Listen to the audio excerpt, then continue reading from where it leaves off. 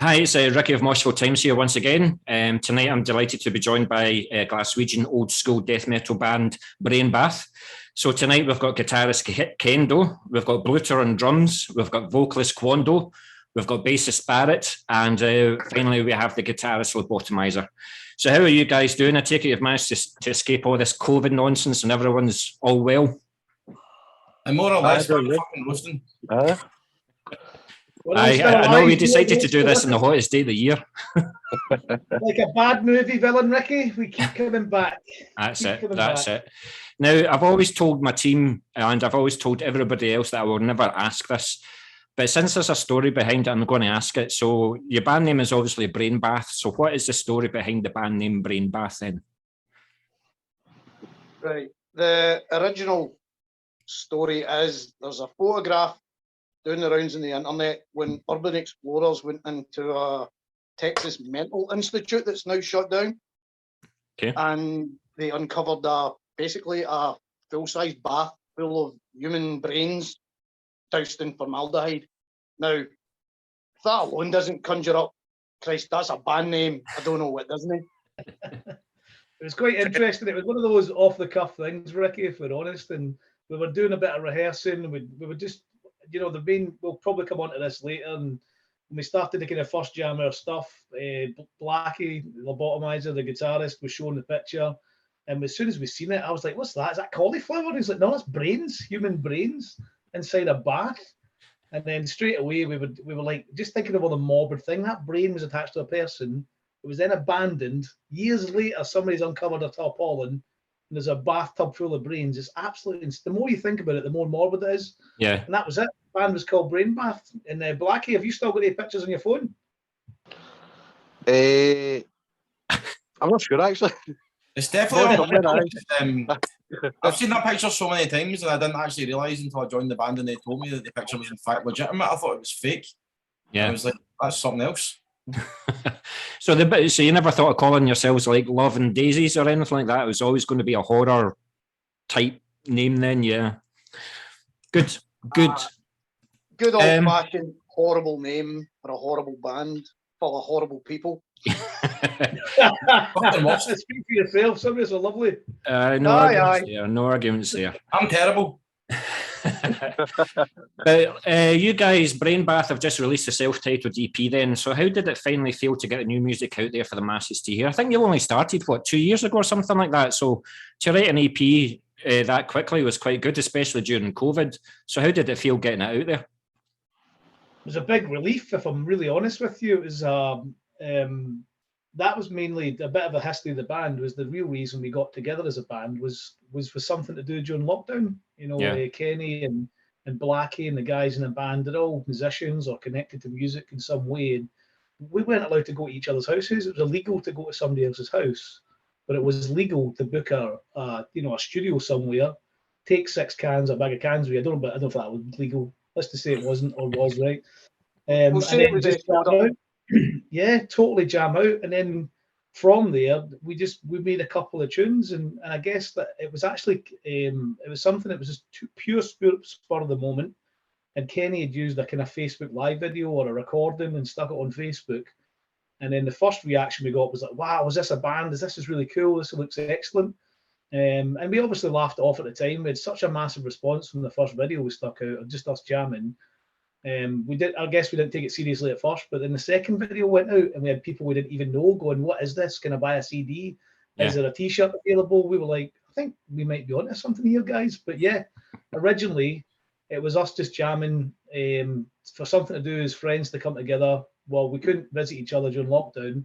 And you can see probably, I don't know if you can quite see behind Kenny Quando there, he's got the biggest man cave ever with all the kind of records there. It was always great to go to his house with a big cargo, Slam on the Death and the black metal, the thrash metal, the old 80s records.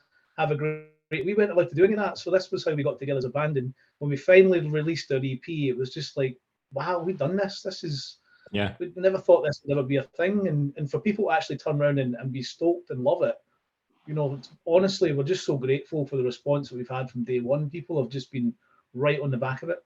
Well, that's what I was going to ask Sean Barrett. Sorry, how have the reviews been for it so far? Have you seen like foreign reviews for it as well? There was like most of them coming to the UK, but even there was one coming in, like of course it was initially in Polish, then it was translated, and it was just raving about it. And I was like, I was used to playing bands back in my early 20s where, you'd play like in a local venue. First gig would be ram packed because people were like, oh, there's some local band to the East End playing. Then the next couple you'd pay to like a few folk and the band members' dads. But now to have our music reaching that far out and to have people raving about it, it's fucking brilliant, man. It's just some buzz to be able to just have reached so many folk and have people vibe with what you're doing. Yeah. No, excellent. I also noticed that you released it independently. Is that something as a band that you see yourself doing, just being independent, or have you sent the EP to various record labels and have you had discussions back? It's something that we decided as a band early on. We all got together as a group and I said, look, look at the response we've got just from Facebook pages from people, and then majority. And I know I don't want to sound cliche. I'll be that guy that says it's about the fans and all that stuff, but I will be really, really honest with you. Most of the time, from all the decisions we made in the band, from T-shirts to CDs to the vinyl, to even releasing music, has all came from people asking about when we're going to do something. So that gave us the confidence, if you like, or the kind of like, do you know what? Let's do it ourselves. Let's put it out there. And let's see what happens. And the response has just been phenomenal. Excellent. We have a really thingy ethos between us of the whole DIY or die. If you want anything done, do it yourself. Because at the moment, nobody's willing to take a punt on anyone because of COVID. Yeah. You've seen it with the amount of festivals get under. You've seen it. You've got record labels not willing to touch anyone. Record plants are backed up to now 10 months. Yeah. You know what I mean? Go to do it yourself. Yeah. It's not just that. Exactly. It just means that you're control over your own destiny, but sometimes you wouldn't mind a third party giving you that, taking the marketing away and all that kind of pain in the backside of things. But if you guys are happy doing it, then just roll with it. I will be honest with you, Ricky, like there is a marketing aspect. If you went with a decent label, if you went with, I don't want to name drop some names, but if you did go with an actual label out there, your stuff would be pushed into corners that we would never reach. Yeah. But I just believe, like Kenny said, we're DIY or die. We're going to live on our morals. We're going to have that integrity. If people genuinely like that record, they'll go out and take it. And look what happened. We were just so fortunate, 100 LPs sold out, within 3 weeks. I think our tapes, we've got 100 run a day, and they're pretty much done.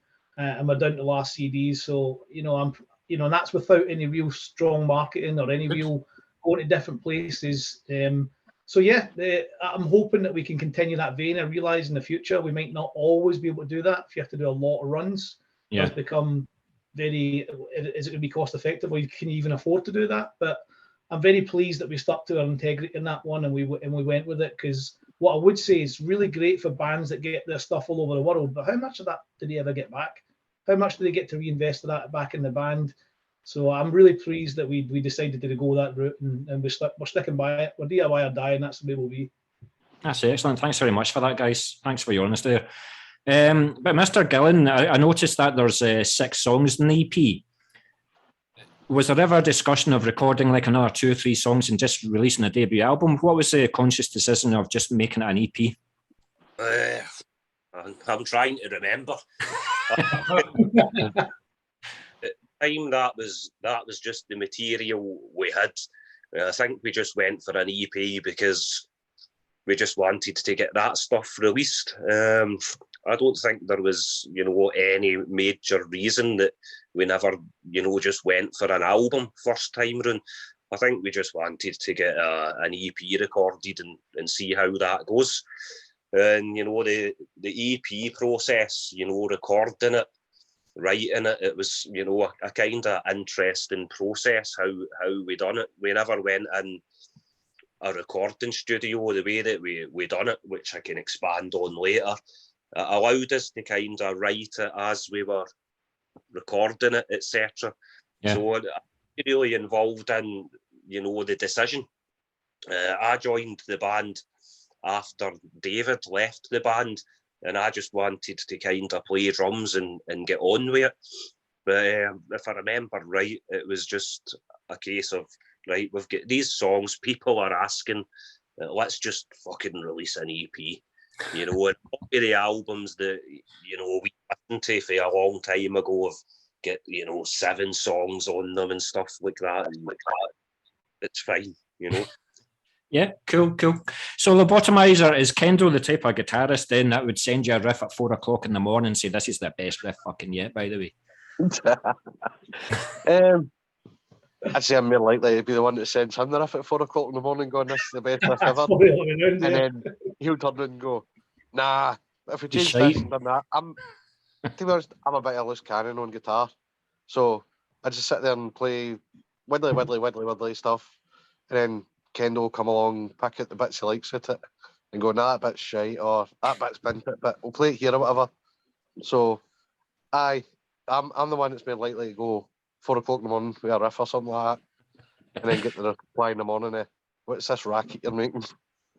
Do you know what I like about you guys is you're just pure old school death metal. You're like the Autopsies and the Obituaries and the Possessed and the Hellhammers and stuff like that. You keep it simple structures. You're not like, I'm not saying anything bad about Origin, for example. You're not a band that are do like 1,000 riffs an hour and 4-minute guitar solos and stuff like that. It just bores me to tears. There's a market for it, fair play. But the thing I liked about you guys is you just made me reminisce about the late 80s, early 90s. Right. We noticed that it was a little bit deliberate there, Ricky, and I'll let Kenny expand on it, but we probably noticed from crowds and going to gigs a lot ourselves is like, you're right, I love loads of tech bands, and I'm sure the guys on this call, they've got lots of tech bands that they like as well, and there's definitely nothing wrong with that type of player and that type of music, but yeah. One of the things you'll notice if you're ever in a crowd or a gig is that people love hooks, they love big riffs, they love stuff. Some of the headbang too. Bang their head, shake the booty. I've seen you shaking booties at the old gigs, Ricky, don't you?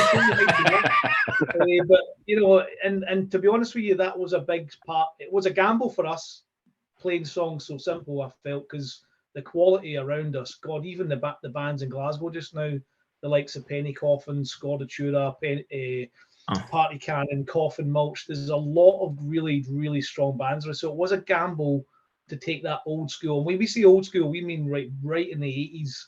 Aye. You know, it's death metal, but there's a real 80s taste to it. But we did definitely from day one, we want we want real hooks that people can real jump to. And if you're telling us that you feel that from the record, then I'm really pleased. We'll take that as a compliment. Thanks very much. But yeah, Ken, I just cut you off there. Sorry.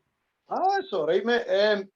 Basically, the way I look at it is people want riffs. They want something that sticks it, like earworms them. And that's it. I've had people coming up to me and saying, riff and stripped clean, you know, the one for the verse. And it goes into the chorus and they're sitting going, I had that in my head for hours. And it's like, that's what I want. I want people to remember riffs. I want them to remember lyrics. And people ask me, it's like, oh, your lyrics, they're rough, but I can hear what you're saying. Yeah. Aye, because that's what Possessed was like. That's what Autopsy was like. Yeah. But it wasn't until Chris Barnes came along and his third album and decided he was going to sound that guttural, but you couldn't tell what he was saying unless you've got the lyrics out.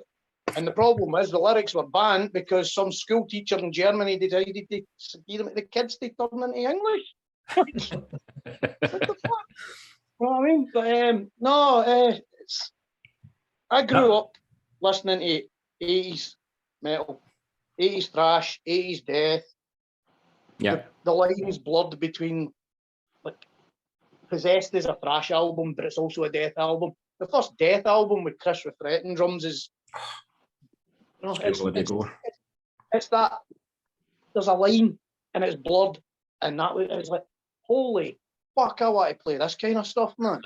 You know, that's it. I've got a full drum kit sitting here that I bought during the lockdown. I'm supposed to have learnt drums so I could do the singing and playing like Chris Refret, but I don't think I'll ever get to play the drums because I'm too fucking busy. Can I just say after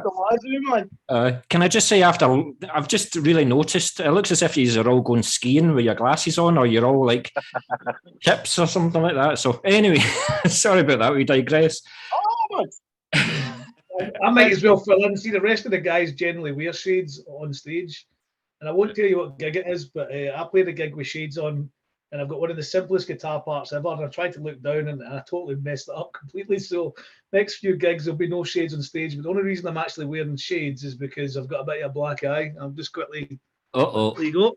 Yeah. So they'll tell you two stories. There was me pint, boy. outside the pub, and there was lots of bears and aliens and all sorts, and I fought them off and saved the damsels. Or there's the other story where I actually just slipped in the shower and scudded my face right off the side of the dish. You can make your mind up which one's which, but yeah, I'm going to go with the alien story. Kendo, I've only known you for 15 minutes, but I know exactly which one it was. So fair play. Thanks very much. Fair Macho, still there. Macho as fuck. So something tells me that because you guys meet up often, then you're pretty much prolific songwriters. So even though the EP was only released in April, do you have any new material in the process? Well, I can safely say I've got about 15 songs worth of lyrics sitting just for BrainBath.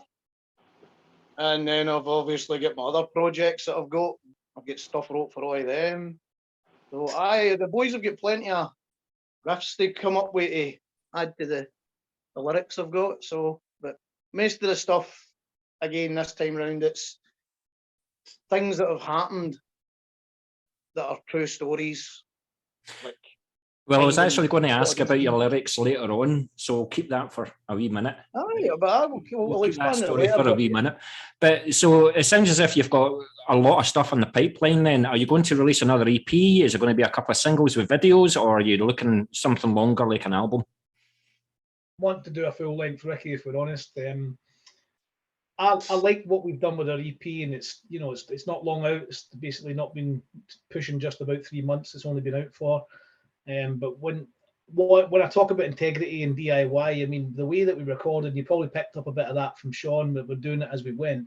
Yeah. Like because we were pals that met up, we literally most of that EP, and I do love the integrity of this, is that most of it was just mic'd up and one take stuff. Majority of the stuff wasn't that, and that's why we got such an 80s sound. Or people have said, I like the sound of it. There's no click tracks. There's no, people have been asking me, what stem did you use for the amps and stuff? And I'm like, what the fuck's a stem? That's not one of the things that you get at the end of what the fuck? So most of the stuff we did was almost an accidental 80s way of recording it as well. We just mic'd up the amps. And of course, these days, you don't have 12-track recorders or anything like that. You've got DAWs and stuff, but the only technology we had was just the DAW, just the computer that was just recording everything. Everything was pretty much rattled out in the room that we were using with the equipment that we had, and that was pretty much it. So yeah, I'm really pleased with the integrity that we've got with that. But going forward, and like I touched on with the bands around us and with the quality we know we've got, and now we've been so lucky to be a part of this, the new wave of Scottish death metal and new wave of UK death metal. We know the quality around us, and the next record's all about showing people what we can really do. If we put a bit of polish on it, we stick some clicks on it, we take some time with recording, we really write our songs well.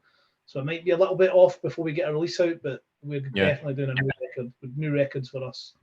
Well, I'm certainly pleased to hear it. I mean, I've been doing my bit recently. I've got my own show on a Thursday night, and I've certainly been playing BrainBath. I keep saying Bloodbath, BrainBath, and also like bands like Rancid Cadaver and Aphotic as well, But Mr. Barrett, with the new material then, how would you say the songs compare to the EP? Or the same, just the same formula, just the same tunes, or do you think you've added a wee different element to it? It's most certainly progressing a lot. I think a lot of your individual influences are coming through. There's a lot of, I'd say, black metal elements. I'd say myself, Kendo and Gillen are massive black metal fans. Maybe a wee bit more than being into death metal as much as we love all that. And there's a lot of punk and hardcore in it as well. Yeah, for me especially, and as the last song that we were playing about in the rehearsal last week, it's just got a total punk kind of Motorhead vibe going on. But at the same time, I think we'll surprise you. We'll bring in a bit more like rapid, not to go full tech, but a wee bit more accomplished sounding riffs, maybe a wee bit more complicated parts as well. Oh, good, excellent, thank you. What about you, Mr. Gillen? What do you think about the newer material? definitely in line with what he just said. Maybe a bit more brutal and the drum stuff like that, you know, and the EP, the songs were still quite new to me, you know, and when I play Ray songs live, I play them different and I put a lot more stuff in them. And with these songs, a lot more opportunity for, you know, some more intense double bass stuff like that. Yeah. We're working on a song now that's kind of like a death metal Sepultura vibe going on, so I get to pretend badly that I'm Igor Cavalera. That's all fun. So, you know, totally in line with what Sean just said. Aye. And we're expressing our own individual stuff.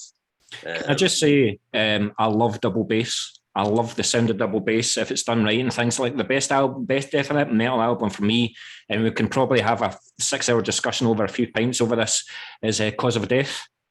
Obituary, because, and one of the major things is the double bass for me. It's just absolutely incredible. So keep doing your fast double bass. I'm a happy man. You know, it's difficult. It's one of the things, if I don't keep practicing, if I don't get in the studio, I'll kick you out of the band. My own drum kit, if I don't do it, I lose the skill quick, man. So it's great to be in the studio, getting to do it and keep that, you know, developing that, you know. Yeah, cool. I'm just watching the timer on this, so I've got time for another question. I'm going to ask it to you, Blackie. So with everything that's happened over the last 18 months and 2 years, and with lockdowns and all the rest of the shit, has it made you look at the more business side of the band? Like, have you guys taken on roles that you didn't expect to take on, like the marketing, the merch, and everything, just keeping the band name out there and things like that? Or was it always going to be, this is how we're going to do it?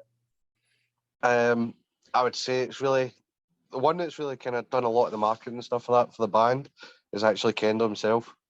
He's really pushed a lot of that stuff, the social media stuff and that.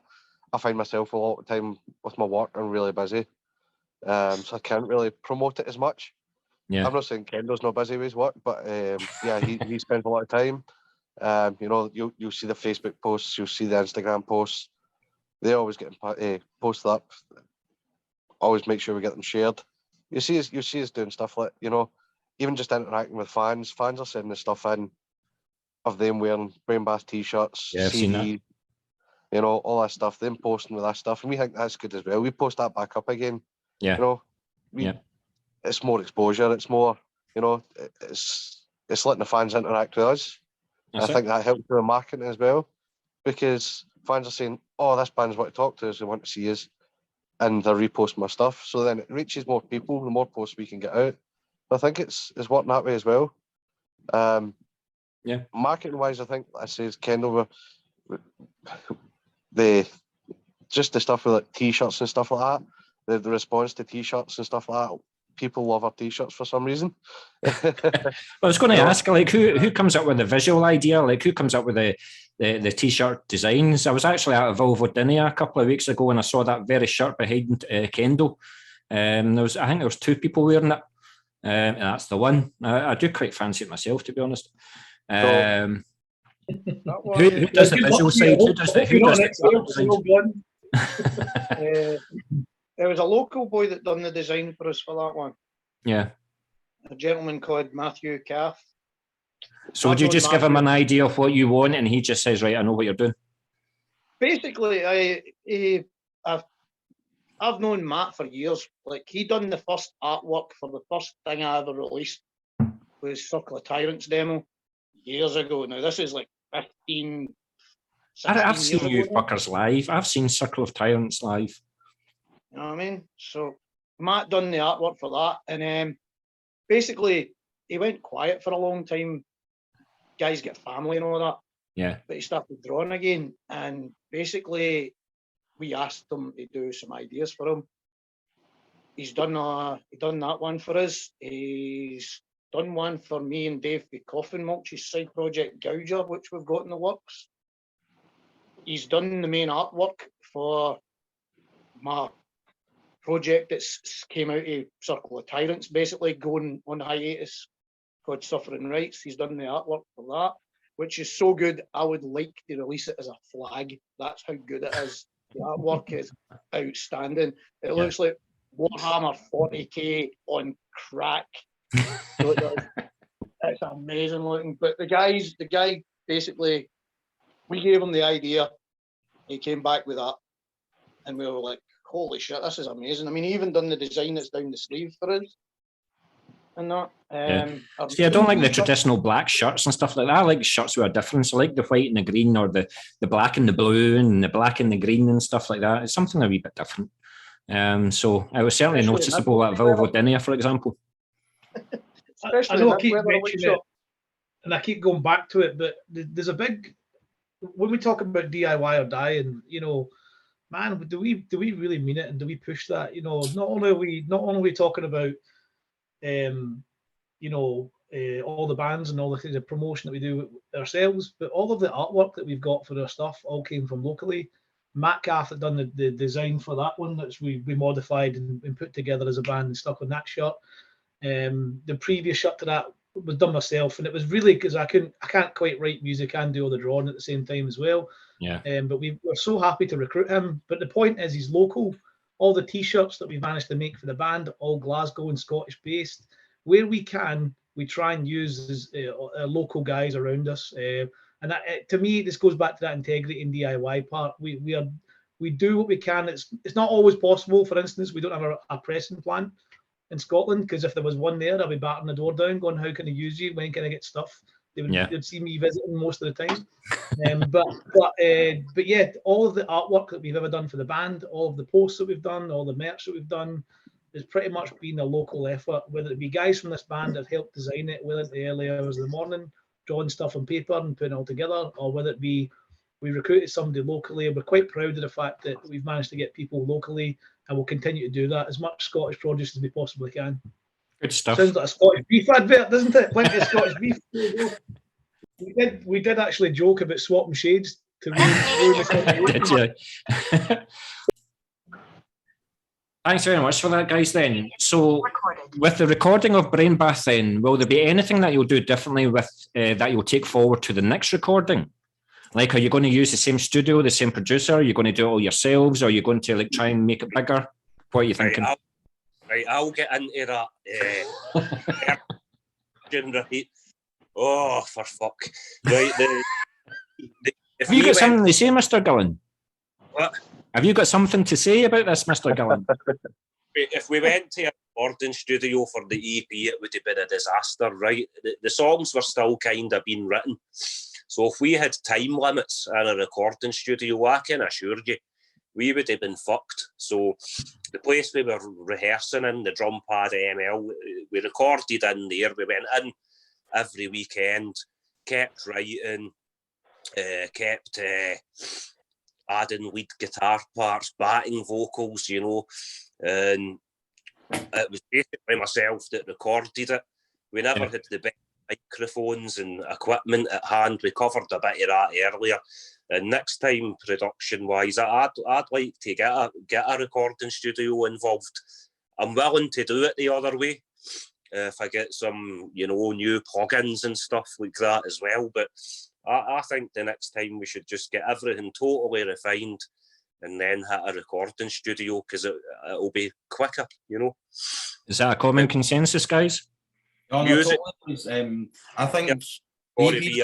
Sorry, go ahead. On you go. Sorry, standing a drink. Yeah. So, I think the EP had its own certain vibe to it. I think bringing it to a real studio would give it, would just make it sound a lot more like a proper professional sounding album, while still retaining that rough edge, which I think is what death metal really needs. But also, going back to the decision to make it an EP, I mean, initially, we may have considered that a demo, but with Gillen's studio expertise, that ended up sounding, I think, so good that it was to be considered as more than a demo, and that's how we decided to call it an EP. Again, another thing down to the people.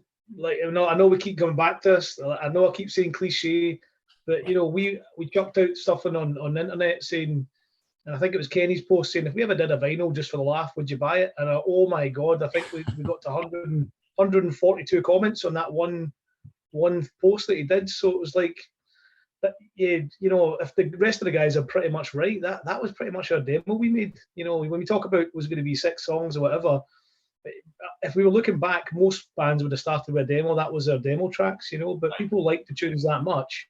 We went, let's just get it out there. You know, it's got the DIY vibe. At the time, we loved the idea that we recorded it through lockdown. Like Gillen was saying, it's pretty much plug in and play. Whatever came out, came out. We stuck it on a record and we got it out there. And I love that integrity about it. But that does mean for the new stuff, you know, we're going to put some polish on it. We're going to really record well. Going back to your question about, you know, how we record the future, we are going to get some proper studio time booked in, and we're going to probably put a lot more polish on the way that we construct the songs going forward. As long as you keep the dirty sound, that's fine. Don't probably guys. So probably round a bit. I anticipate that this next effort will be a bit more extreme, you know.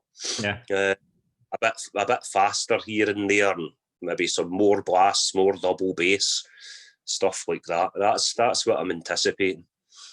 Good. What about you, Blackie? Is there anything that when you recorded the EP and you just played it and stuff like that, is there anything that you would like to do with this next release as well? Same with you, Mr. Campbell. Sorry, I keep on forgetting your frigging band names. Listen, I can think of quite a few names for you, to be honest with you. But is there anything that you guys would like to do different? Like have more time or what? Well, that EP, and in terms of that EP, that was really my first time in the studio recording. So there was a lot of things I learned just going into the studio that differed from just playing guitar itself. Like, you know, try to get yourself tight and playing in time and all that. You need to be spot on with that when you're going into the studio and recording. So I was like, again, that just more fine tuning, you know, getting everything tight, everything ready to go, you know. Yeah. So when you hit that studio, you're on the tracks, you're running, and it's, you know, plain sailing, and try to make it the best record you can, you know. Cool. At the same time, I think you've got that old school way as well, where like you can listen to a Black Sabbath album, and you can hear all the wee quirks and that, the wee bum notes and stuff like that in albums. It adds to it. You know, it adds to it compared to nowadays where you see everything. And I feel this kind of ruins modern albums as they're super clean.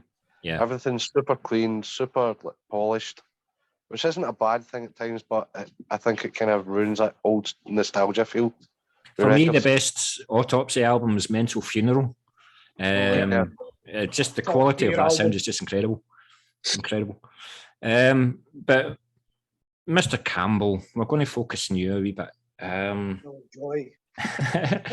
With you being the vocalist, though, all these guys can just pick up their instruments and play and stuff like that. How do you keep your vocals in check? I'm just wondering if you sing in the shower or you sing in the car and stuff like that, just to keep your vocals going. I came, like, my first band was a thrash band, and I could tell you, I used to come off stage at night where it felt like somebody tried to stick a spike through the front of my head, because I was forcing myself to do things. With these bands, what I've got now, I've got a vocal range. I can go really low. I've shredded my vocal cords about 13 years ago. So I've got to watch my voice. And this is not a word of a lie, I eat Manuka honey like it goes out of fashion. Okay. I use strepsils. I don't do warm-ups or things like that, but I just tend to... You don't smoke 20 fags before you go on stage or anything? No, that's Gillen's job. No, I just tend to... I'm 20 pies. My whole ritual of going on stage and all that is, I still get the fear. After all these years, I still go, oh Christ, I'm going to go up here and I better not make an ass of it. But no, man. You look at a guitarist and they've already made an arse of it. I mean, I wish I could do what they guys do, you know, play guitar and that. But the amount of people that have came up to me and went, mate, your vocal style's like nobody else's. Or you sound like you're up there and it's just you doing your thing. I'm a fucking angry Glaswegian shouting into a microphone wanting you to kill each other. What you want me to fucking sound like, you know? But it's Good. No, cool. But I'm going to talk about the band for a wee second here then. So with the band being fairly settled now on the band members front, when constructing new material then, with the band members having their own personal taste in music, how would you say you keep it all together, for example, when negotiating what stays in and what goes out of a song? you ready for it? Democracy on the go, man. We talk about it. We talk about changing rhythms, changing chords.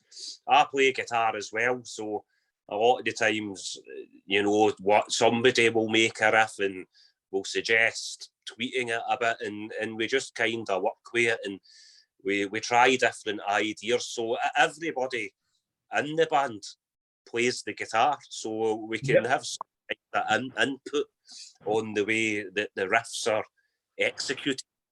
And it's just we just kind of try it, you know. We just play the main bit of the song, then we'll put the next section in, see how it goes, then we'll try something different until right, that's the fucking version.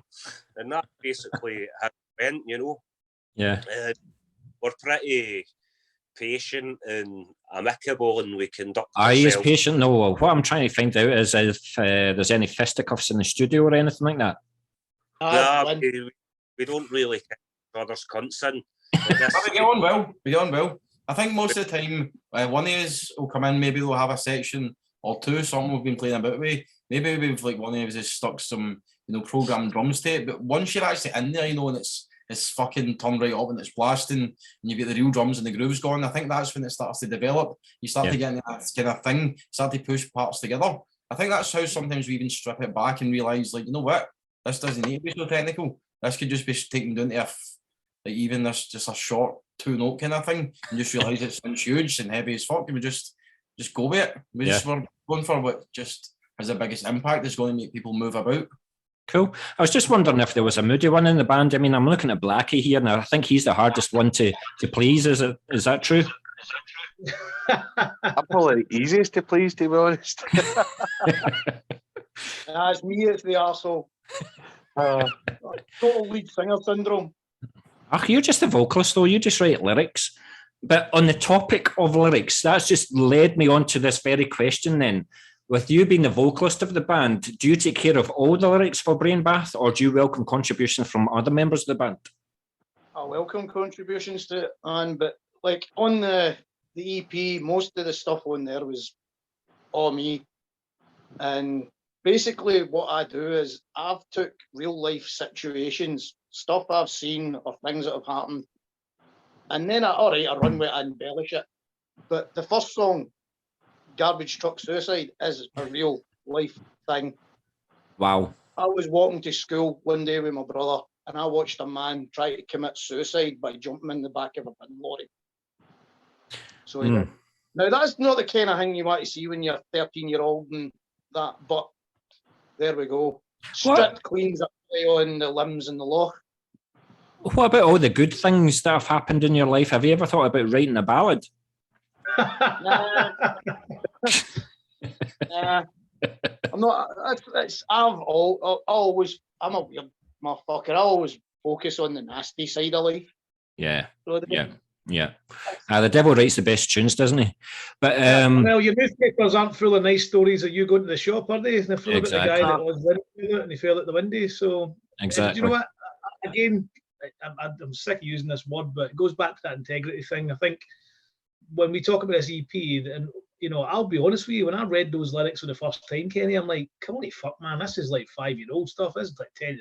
I don't know if we garbage truck suicide, but then he's like, it hits home. He's like, I seen that when I was a wee boy, and I was like, what? And he explains the story behind it. Strip clean as well. The guy chucking the lens not for years into the loch or the Clyde. You know, all the songs are based on a true story, and like Kenny says, but it's still death metal. It's still a corniness to it. It's still an embellishment. You know, making it feel really flabby and really disgusting and really gory. But ultimately they all came from real stories. And you know what? When we go to write our new record, we are so fortunate that we live in such a fucked up place that there's also plenty to write about. There was a guy who, yeah, go Kenny. I think you're going to describe what I'm about to describe. Well, the lyrics are wrote for a song. It's basically called High Rise Decomposing. It's basically, the story is there's a lot of flats near where Kendo stays, down in your house, and basically the 14th floor had a maggot and fly infestation. There was a guy who decomposed that badly. He was dripping into the flat below. Wow. And they thought he was dead when they actually seen the maggots crawling out the front door of the house. So you can't write something about that. You know what I mean? Wow. We've got all the inspiration we need right here. So, and you know, I don't want to be that corny guy, but I'm worried about talking to you guys. You guys are all serial killers in the making. Nah, not yet. We've got a few records to release first. We need to get like band famous, then kill people right away. But like, you know, that way when you've got guys that, you know, you can like any music you like, whether that be country, southern. But for me, it's always puzzled me when you've had a guy that comes to Coatbridge singing about southern Texas, skiing at the big hill. Yeah, cowboy hats, Jack Daniels. It's like, you've not even got a passport. You've not even been out to Coatbridge, pal. You know, so for me, I've always been a case of, if I was going to write songs, I think the integrity comes from real life events where, you know, it's fine to have a concept, it's fine to have cool stuff, but, you know, everything that we've put into the band has been stuff that's either happened to us personally or we've heard about. Like even the story of the band name, we've seen that was mad, and we went, right, let's do that. But yeah, I'm keen to try and keep this one at home, keep the integrity and keep the lyrics based and stuff that we know about or stories we've seen. But yeah, the Wishaw Press is fantastic content for our lyrics and our songs. Aye, where we stay. Lanarkshire in general, great stories. Can I just ask, guys, how many times does it say the word integrity when you're in the studio? Sometimes I think that's the actual name of the band. Aye, cool. But listen, anytime that there's a death metal gig happening in Glasgow, no matter how big the band or how small the band, BrainBath is one of the bands that are almost playing live every death metal gig. So I know that you've played a lot recently, but have you got anything in the pipeline in the near future, or are you going to concentrate on writing the next release? I'll let Kendo answer this one. So we have got some shows coming up. We've got what I'd probably say is a homecoming gig. We've got a well-known local pub to us called Goodwood's that's been there for a good 40 years. I've been in it. Aye, been in it. It's a nice There you go.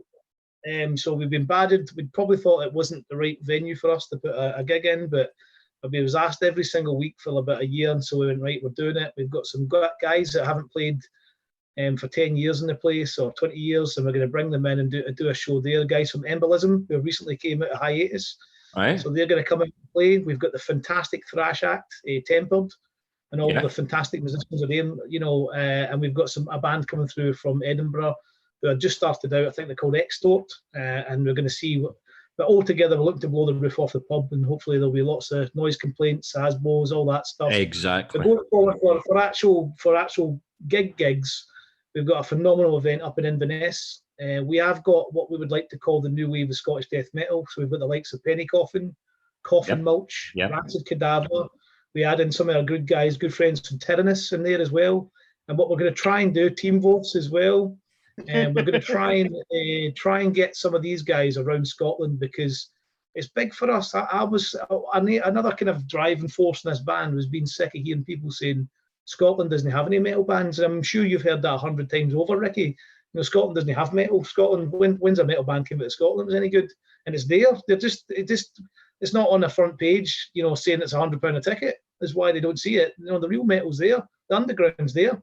So we've got that crop of bands that we're going to try and take around Scotland if we can. We've got a great gig up in Inverness with Scordatura, Tyrannus and Penny Coffin. That'll be town gig. And it's going to be fantastic. We just done a similar gig like that in Newcastle on Friday, and it was fantastic.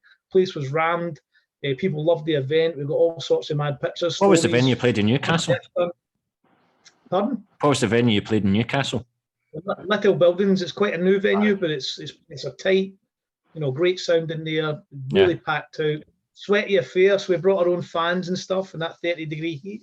It was a phenomenal gig, and if we can do a little bit more of that, I believe it'll be good that we try and deliver some of that sound to different towns around. So the likes of Perth, Dundee, Aberdeen. Do you know what? Speak to us. Come talk to us. We want to play your town. Let's go.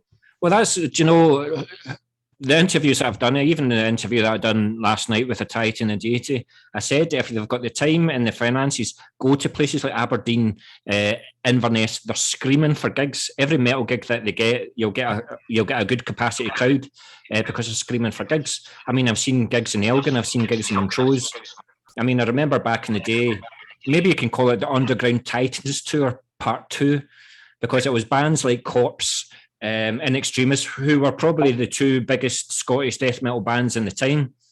And then you had bands like Inversus from Edinburgh and stuff like that. So there definitely is a healthy Scottish death metal scene. And I think it's growing, because I was going to ask you actually a question. I mean, you obviously got yourself, you've got Rancid Cadaver, I've mentioned a few times. I love the old school autopsy field that they have. You've mentioned Photic, we've got Head of the Traitor as well. So, and that's a tip of the iceberg about what's happening in Glasgow, but Scotland itself has a good death metal scene. There's a lot of new guys started to surface. I mean, we've got guys, Sacrificial Burial. I mean, they played their first show last month with us. Rend Them Asunder as well. Yep, you've got the Ageless Summoning, who are up in Edinburgh. They've released a demo. It came out in vinyl, of all things. It came out in a 12-inch. Very Morbid Angel sounding. Some of the riffs are just pure nailers, man. And that's it. They're going to be doing a wee mini tour. Yeah.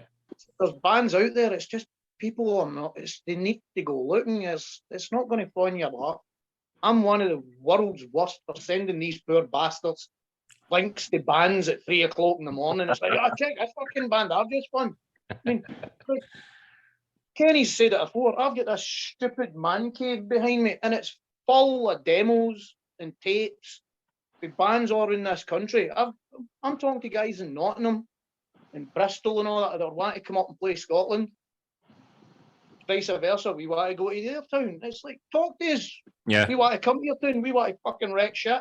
Yeah. I mean, Barrett wants to drink your bar dry. You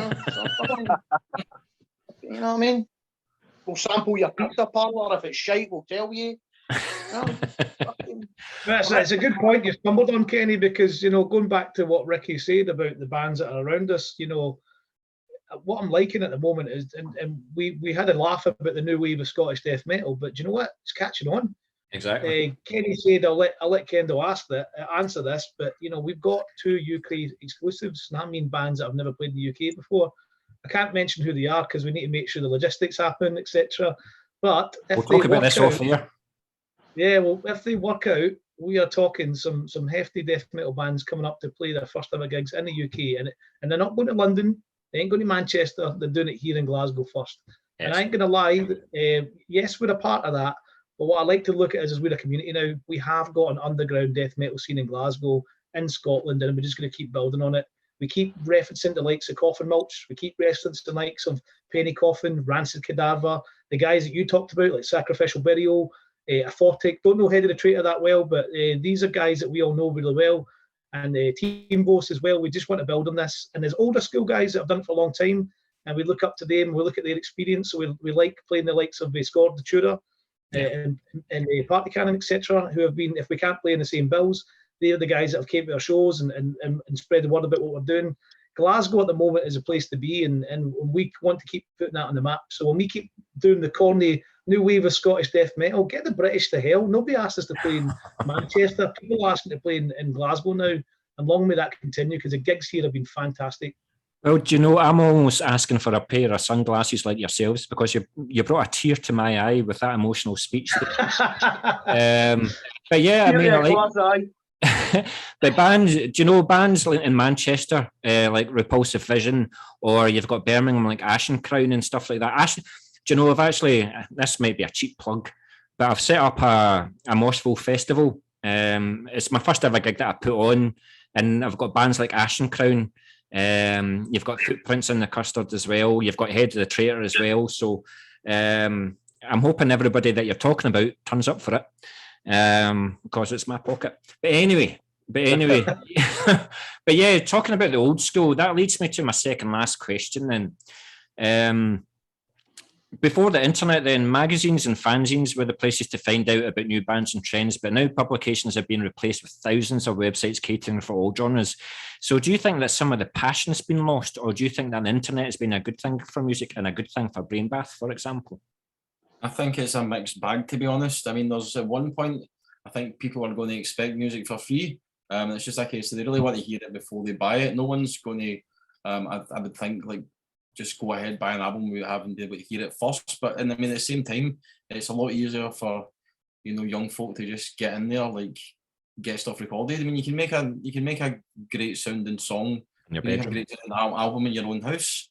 Yeah. But at the same time, I think a lot of the passion for stuff, like, I mean, you've got like the Grinding Horror fanzine, for instance, and the name they did for Cryptic Shifts zine, which I forgot the name of, but there's actually a sticker on my door, so I should remember it. But with that and like people wanting tapes and vinyl as well, it's like people have got kind of sick of things being kind of just disposable, and they just want something that they can hold in their hands. They want to be able to own pieces of music, and you know, it's the whole package, getting the artwork and everything else. But it's, at the same time, especially for us, I mean, it's great to use the internet for like promotion and for distribution as well, especially with social media. And Instagram, Facebook I'd say not so much, but definitely Instagram's great for getting the reach out there. Yeah, I think Facebook's a wee bit fucked at the moment, but hey ho. But I would like actually everybody's opinion. So Blackie, what's your opinion? I definitely think the internet's been a good thing for us. You know, stuff like, you know, just getting the reach out to people. Like, again, you know, there's people all across the world that are seeing our stuff, you know. I think Ken will be able to tell us. I think like we've sent stuff to Australia, you know, New Zealand, Canada. Just being able to reach people that far away because they're able to see us across the internet is a good thing. And you think you know, your wee you numpties guys- from Wishaw and Pishy Wishy and you're reaching Australia and New Zealand and stuff, eh? You know, it's crazy. Well, that's five daft lads for, you know, the Glasgow area, Wishy area that have, you know, getting people in New Zealand and Australia buying our stuff, you know. It's crazy to think that, You know, you've got guys like even YouTube stuff like and yourself doing the radio stuff, you know, that reaching out to people, you know. You get on YouTube, you've got guys like Liam from Death Doom Metalhead. You know, he's been really bigging up not just ourselves, but like, you know, the Scottish scene with stuff, with his YouTube stuff. So I definitely think the internet's really helps, especially bands nowadays, to get out there, you know. Yeah, cool. Thanks very much for that, Blackie. What about you, Kendall? I believe it comes through work ethic, personally. And I know the guys have referenced me talking about like the marketing and sticking stuff out, but you know, it came from people really requesting. I've listened. We've never done anything in the band that nobody's not asked for, and that's where the work ethics come from. So the likes of, if somebody said the CD or whatever, or can we get a tape or whatever, that's been my motivation. But you're right, I've used the internet in terms of kind of connecting with those people, but I'm very much a case of activity drives results. So if you're out there being vocal, if you're out there being prominent, if you're out there in the scene, and that doesn't just stop at the internet, that means being at shows, that means connecting with people, that means networking, if you like. I never stop doing that. I always, you know, try and encourage all the people that are around me, the likes of the bands that we keep mentioning on the show. I won't do it again. And keep getting people out to play and see gigs. And yes, we use internet for that, but I'm a little bit more old school in the terms of my approach. I like to just do things all kind of activity based, all kind of encouragement that can hopefully get some sort of outcome in the back of it. I've got no expectations, likes of, you know, I don't just go, right, let's make 500,000 shirts and hope everything sell, because I don't think that's the right way to do it. Yeah. We've been in such a fortunate position, and we'll never stop being grateful for it, where people have asked for things. And yes, I've used the internet to connect with them, but ultimately that's where the sources came from, you know, in terms of how I use the internet. Cool. Thank you very much for that, Kendall. What about yourself, Mr. Gillen? Well, the first time heard death metal was 20 years ago, and it was only possible because of the internet. So before that, I was buying Megadeth tapes and CDs, and my mate said, check out this song, Deicide, Slave to the Cross. If he never had the internet, that day wouldn't have happened. I think the internet has really added to the live scene.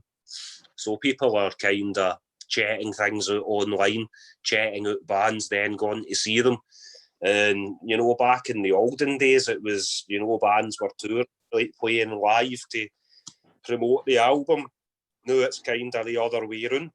Aye. And they're releasing music to promote, come to your gigs. So I think that it's had a big effect on the live scene. And I think there's, as the guys have kind of pointed out, there's this balance starting to happen where music's fucking invisible. And there's these people that they want to buy the tapes, they want to, as Barrett said, hold something. And that's really growing. And not just that, the merch as well, the shirts, the patches, everybody's online, you know, their wages come in, right, let's check out some shirts, and they buy it. So I think the internet's been quite good for it, you know, especially when there's pandemics that happened a while back. You know, you're not going to buy a shirt at a show during the lockdown, but that's in the past. Yeah. So that's the way I see it. I see a balance starting to develop between, right, we check it out online, we like that band, we fire them some money, we buy their merch, we go to their show, you know, great. Exactly. Thanks very much for that, Sean.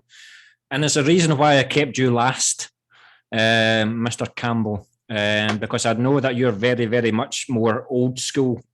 So what's your opinion about things? I grew up when tape trading was a thing. Yep. Yeah.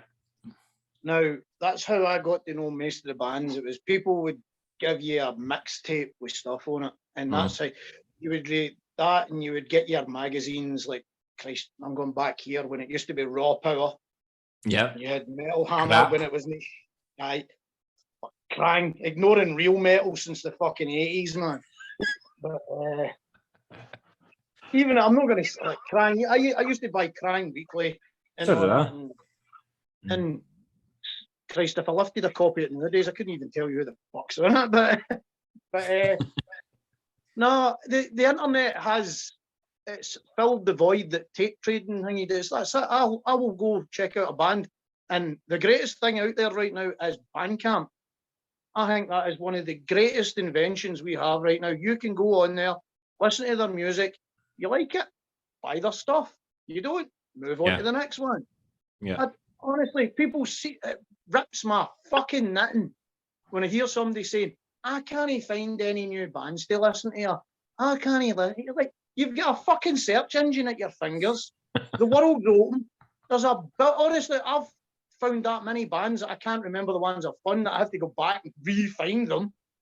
It's nuts. But and on the other hand, we've still got print out there. There's guys making fanzines, and like the guys have said, Grinding Horror. Here's another one I like to buy. Fucking fuck hype, Endless Disappointment.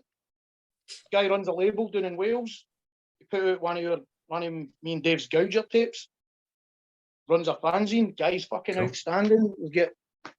It's like I've got fucking stacks of fanzines here. Christ, I've just bought a new one. But another good one, Chopping Heads zine. That's man, it's fucking. These are awesome. They cost They cost a $5. Fuck. You're helping somebody. It's like you're supporting the scene. You're fucking artist. There's bands in there I've never heard these guys. Fuck it, I'll go check them out. That's what I was going to say. I think you would read Kerrang or Metal Hammer or something like that, and bands would advertise, we've got a demo out, so you'd send a £1 note to the band, and a couple of days later you'll get a demo tape, and you'll listen to it and you're like, don't know if I like it, but because you've invested in it, you'll listen to it again and again and then make up your mind. Whereas now that you guys are saying about Bandcamp, you can press play and within 6 to 10 seconds, no, that's shite, and instantly dismiss the band.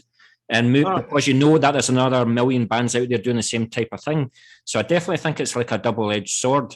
But I like the physical product, and I'm going to ask for your EP as well. I'm going to ask for the next time that you guys are getting together, because I want you to sign it, and then I'll buy it from you. So that's the type of thing that I like, you know.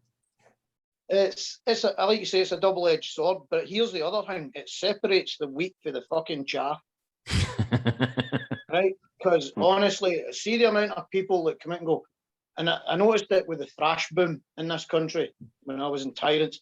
We're a thrash band, and you listen to them and go, "Fucking thrash, are you listening to, kid?" Because half of it, I'm like, just because you listen to Risk by Megadeth doesn't make you a thrash band. You know what I mean? It's a thrash. Thrash is a fucking, it's a mindset, it's a thingy, it's like you've got to have a look, you've got to have a sound, you've got to be, it's aggressive. It's like, it's the same with death metal, it's there's bands that they're going, well, we're death metal, and then you hear it and you go, I don't know. I mean, that might sound horrible, but it's like, no fucking riffs, man. It's all about the riff. The riffs have got to be fucking soul destroying for me to get into it.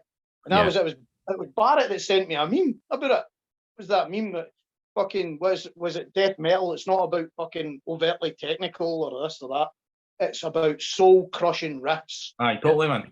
It's like fucking death metal. You should be able to hear the rock. You should be able to hear the decay coming after riffs. If you're not doing that, then don't bother. We don't want to hear your technical widdly diddly shit. I mean, as much as I love Vingy Malmsteen and all that, keep it out of my death metal, please. Guys, I like him. He's a good guy. Keep him in the band. Like him.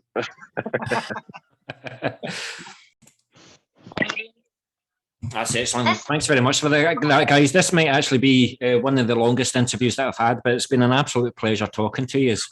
But this is probably where we'll have another 40-minute chat, because now I'm going to talk about what instruments you used for recording the EP. So, Kendo, we may as well start with yourself. What is your setup? What's your making model, and what's your pedals and things? If I have to be honest with you, you can see this lovely Engel behind me here, which I generally use on stage and have a good laugh with. And Engel themselves have been kind enough to post my pictures and all that stuff on their page. But I have to be absolutely honest, it's not on the EP. I was between amps at the time. That one there that I used back in the day decided to kind of chuck it, needed a valve or something. So I just used what was in the actual studio, which was a Black Star. I want to say it's an HT60. So a decent sounding amp, decent gain channel in it. And I guess it goes back to that kind of DIY, we'll just use anything. So we mic'd up an SM57 to whatever was there, and I used it. I got a good sound out of it. In terms of pedals, try and use the gain at the amp. It's kind of the way we are, like a kind of raw sound. A bit of a gate on it maybe. So that's probably about it. Most of the time it's using the kind of the raw channel, and I know a lot of death metal bands use the HM2 thing, and we kind of had we actually went against the grain and didn't use a kind of grind or chainsaw pedal. At first it was something, not saying it'll be like that forever, maybe we'll experiment in the future, but certainly we wanted to just demonstrate that we can plug in and play whatever or anything. We didn't have to have a certain bit of equipment. The only thing that is probably fancy to me is I've had the same guitar for a good, you can see that? What's handy? Which is known as a caparison, which you see that the headstock there. Nice. Just about. Quite a unique guitar. Don't see them very much, but that's probably the only unique piece of gear that I've got, and it is quite cool to play because I don't see many of them. I don't see any bands playing them apart from you, really. To be honest. So, if you're going to go on a 10-day UK tour, what would be the two guitars that you take then? Because I imagine you've taken two. Yeah, I've got a backup Jackson V, just a standard black V. But majority of the time, that's why I love that guitar, because it's so rock solid, really well built, and it's quite a unique machine, and it kind of suits me, so I like it. And I will be honest with you, there's times after shows when I'm like, yes, somebody's coming to talk to me because they enjoyed the music, they like me or whatever, and they just want to know all about the guitar. They want to know all about the guitar, what pedals I'm using, but how's this guitar? I've never seen it before. Can I hold it? Can I touch it? I'm like, aye. How much is it? But the idea is I really enjoy playing that guitar. That's the main feature of me when it comes to gear. I go between pedals. I can use any amp, but it's always a comparison is a big one for me. Cool. Thank you very much, Kendall. Right, Blackie, what's your setup? What's your guitar of choice and all the rest of it? Show me then. Show off. I guess I'll come into the guitar store, shall we say it? My flip the camera around for this. So this is the guitar I use. This is my BC Rich Ironbird. Is that for a Motley Crue covers band? Like, is that what you would use that for? Definitely, aye. I mean, Well, you the got to secret want the purple about a colour, rat you know. hide project. So yeah, I mean, I picked this up a couple of years ago now. It's a 6-string, yeah. Yeah, 6-string. Have you ever thought of doing 7? I do actually. I have got a 7. Where is my 7? I've lost a guitar. It's in the bag. I've got one of the. Would you bring that into the BrainBath sound, or will it always be a 6-string? Or would you bring the 7-string into the BrainBath sound? It's possible I could bring it in. Who knows? You know. Yeah. I think with 7-string you tend to get a lot more bassier sounding. Yeah. Than when the 6-string, you know, that 7-string comes in, it's already tuned to B standard. The 6-string's tuned to B standard as well, but I think with that 7-string, it sounds a lot more bassier than with a 6-string. Yeah. So there's points you can use it, you know. Cool. What about your pedals and stuff? Pedal wise, I only really use 3 pedals. There's my board there, so you can see that there. I've got my tuner. I've got a decimator G-string for my noise gate, and this is the Earthquake Devices life pedal. So cool. Guys, does he actually need to use his tuner? Is that the one that he uses most? Aye. Well, maybe he should use a support, right? Maybe, I don't know. He's got a Floyd. To be honest, I'm the Actually, arsehole anyway. who fucking prompts the band every fucking 10 minutes, tune your guitars. So I'm the arsehole. Cool. No, it looks very nice. Looks very nice. I hope you've got good home insurance. Because I take it all these guitars are worth a few quid anyway, so it's a nice collection you've got there. Appreciated. I say amp wise, on the EP was actually my trusty Marshall DSL here. 20-watt amp. It was solid in the studio. It's been solid on stage. Just a great sounding amp all round for no actually that much money, to be honest. You know, recently upgraded. I've now got the EVH 5150 there. That's 10% more macho because it's got a BrainBath sticker on it. I mean, yeah, as Kendall says, like, during recording and stuff like that for the EP, it was kind of between amps. So even then, some of the stuff Kendall was recorded through the Marshall as well. Cool. Yep. Looks all very nice. I'm very jealous. Very jealous. Yep. Looks nice. Thanks very much for that, Blackie. Right. Appreciated. Mr. Barrett. Now, I take it you're the technical guy in the band. You're the one with the 5-string bass and about 20 pedals. I've got a 5-string bass, but I literally use 2 pedals. I'm starting with the bass, which is not here. It's in Kendo's. It's an Ibanez Roadster. It's an 80s model, and they don't make them now. And the funny fact is that this is the guitar. It's a great instrument. However, it was used as the model to make the Q7, which is the bass that the Walloper for Corn uses. But enough about that. It's a fucking. I'll make it sound better. So anyway, apart from that, I'm just using a tuner and a wee tube streamer. It's not even an Ibanez. It's a fraction of the cost, and it's the exact same circuitry, just to get that really rough, stinking sound that I use. And I recently picked up a PV head as well. But previous to that, I was like Kendall was saying on the EP, it's just whatever amp was in that studio, and I don't really remember. But I believe most of the tone is DI'd, and it's coming from Gillen's Studio Magic. And there's a wee bit if you listen to the strip clean, there's a wonderful use of modulation the end part there. Yeah. No, cool. Only a Glaswegian band would use the word walloper, but anyway. But brilliant, thanks very much for that. Kenny, with you being the vocalist then, have you been through like a range of microphones and you like the particular one sound, or are you just like, give me an SM58 and I'll fucking sing into it? Give me a microphone. I'm very, very picky. I've got my own mics. Even when I play live, I had a funny feeling you would say this. Every band that I've interviewed, SM58, and I'll just scream into it, not you. No, I've seen some of the microphones motherfuckers have been singing in. Jesus Christ. Talk about pandemics, man. There's like fucking the cure for fucking cancers on these mic heads. Are fucking absolutely disgusting. Like one of the best vocalists I've seen is, I can't remember his first name, but it was Austin, the guy from Today's the Day. And he does a particular vocal style where he swallows the front head. He puts his whole mouth over it, and it's just... fuck that. Fuck that. I'm getting the fear just thinking about it, man. You know, I'm just gonna put it out there right now in this band. There'll be no swallowing the heads in this band, period, right? That's going to be the title of the article. I don't care where this interview goes from now on. Nate swallowing the heads, period. Any's fuck off.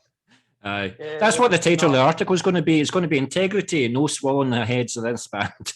Right, sorry, Kenny, you were saying, man. You were saying. I've got a Samsung Q5. So again, was that something that you did you go through a range first, and that's what you've settled on? No, it was a strange one. It was Austin. It was in Circle of Tyrants bought it. Okay. And he's like, I'm going to use this for recording in the house. I'm like, what are you going to record? He's like, I'm going to put this next to the amp. I'm like, you can't use that. It's a vocalist mic. It's no height. So basically, I ended up buying this microphone off him, and I liked it that much. It's basically a clone of a Shure. Yeah. So it's a straight up clone. So I've had that mic for now 12 years, and I do believe most of the stuff we recorded in the studio was I think Gillen used it to hang at amps and stuff like that. Yeah. When he'd done a recording. But vocal, like in the studio, I used 2 mics when we done the EP. I got a shot of Gillen's Rode. It's an N1, I fucking believe it is. NT1. Yeah, I've got this guy here. I've got this Marantz. Sorry, I thought it was a vibrator there, sorry. Honestly, I bought this microphone off Facebook Marketplace. Wow. And basically, the guy sold me the whole shooting match. Get the surround, the stand, everything. And I took it into the studio, and I didn't know what to expect because it could be shit, could be. So we set the 2 microphones up, one on top of the other, with an inch gap. And the sound that you got is the sound that's live on the EP. Excellent. Listen, guys, it's been an absolute pleasure talking to you. Oh, sorry, Mr. Gillen, I forgot about the drummer there, as most bands do, but I do apologise for that. That was I'm only kidding you on. Like, so what's your drum setup? Here's the floor is yours. Well, I played a few instruments on the EP, so I'll start off with the simplest backing vocals. Used my vocal cords. He's a clever boy, him, isn't he? He's clever. Insured for £666 by some guy called Satan. So I hope if I get any problems when I go down to meet him, I get my money. A few other things, I've snuck a Fender Strat in there, a couple of wee bits. And drum wise, Black Panther snare, not uncommon. Iron Cobra bass drum pedals, not uncommon. Sabian AAX HXX cymbals, again, not uncommon. Something that probably is notable, I'm using an old Zildjian Edge hi-hat on the EP and live, and it's incredibly loud. Yeah. So that's quite good, because when you're playing 8th notes constantly for songs, you don't need to hit it that hard, and it still cuts through. Ride cymbal, also Zildjian Edge, which I want to replace. I want one with a bigger bell on it. I think most men have said that at some point in their life. And the actual drum kit that was used on the EP belonged to Neil Robertson, who owns the drum pad at AML, and that was a Tama hyperdrive kit. So that's a total hyper Japanese, pure, perfect performance kit, great kit. You know, and during recording the EP, we could only mic up, overhead snare, bass drum, if we had enough mics to get every single tom mic'd up, that would have been a fucking dream. But yeah, a few instruments on There's always there, the next time. guys. Repeat that. There's always the next time. Well, that's it, and that's why I'm saying next time I'd like to get involved in a studio. They'll have more mics, better mics. They can do all the fucking donkey work, and you know, we can still produce it. You know, and if it comes to it and we don't like it, I can still mix it. Yeah. Do you know something? I never realised that being a drummer is actually that technical. But how I'm not a drummer. I'm a guitarist first and foremost. Drums is like my kind of second. How easy or difficult was it to get the snare sound that you wanted, or like the rest of the guys wanted for the recording? That wasn't particularly hard. The snare, decent sounding snare anyway to begin with, in tune, the way I like it tuned. One mic on it, and to get that sound in Cubase, just basically a bit of equalizer, put a gate on it.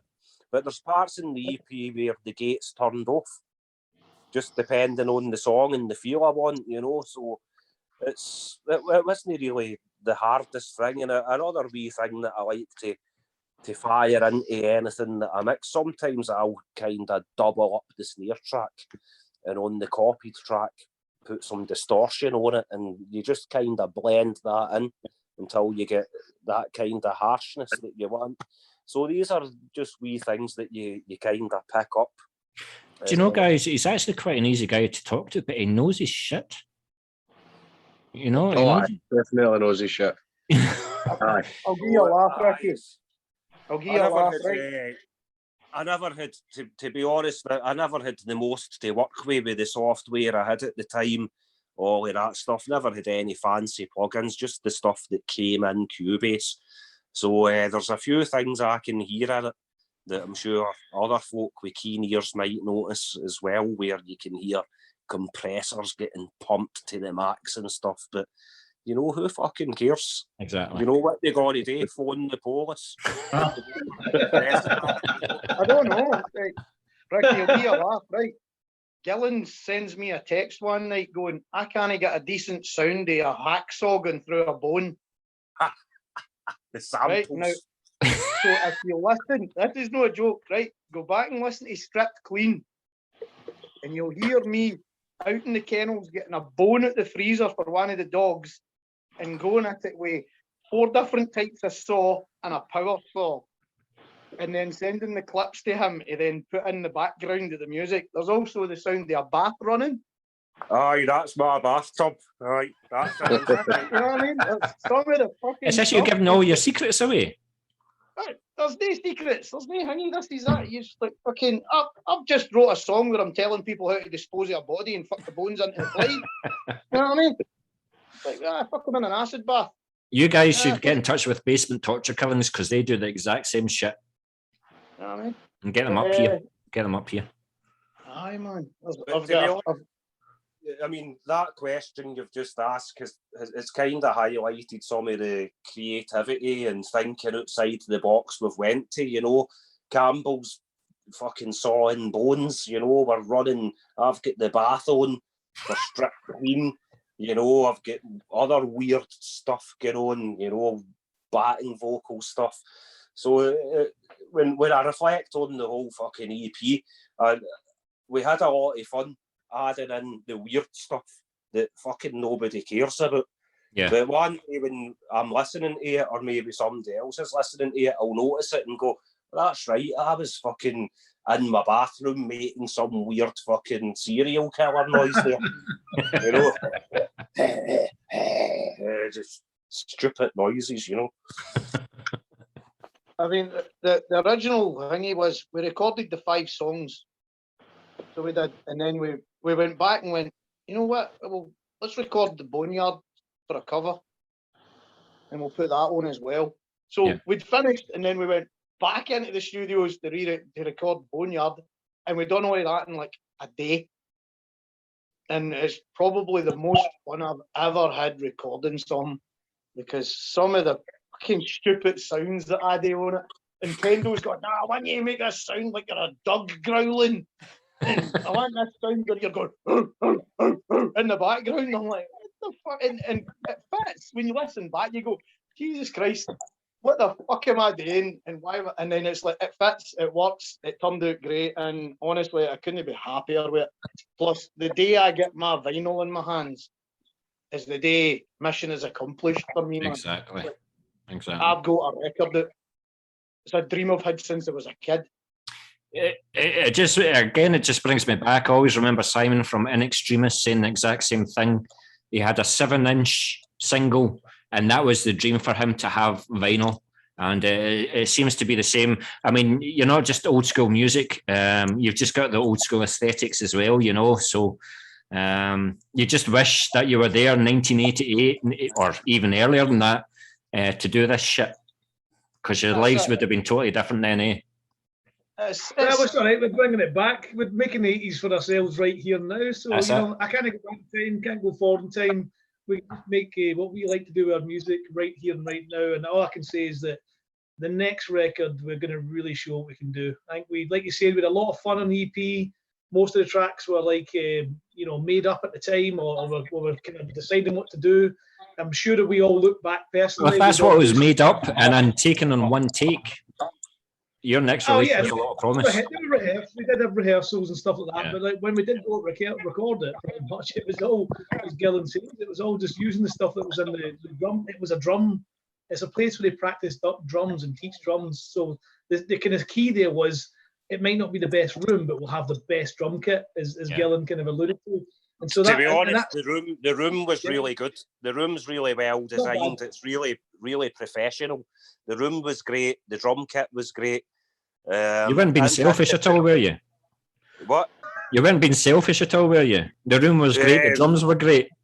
maybe just a wee bit, but it was a good place. We get a good deal. Neil's our pal. He helped us a lot in the production of this, because he let us record in there, and his business is not for that, so he let us do something a bit different in there. We used his kit, we used his room, we used his mics, and that was really good. And I think that looking back on it, you know, it was a bit of a long drawn out thing, but it was the right decision, because as I said earlier, if we went in a studio for 3 days, we would have been fucked. You know, we actually done some of the recording in this living room where I'm sitting now as well.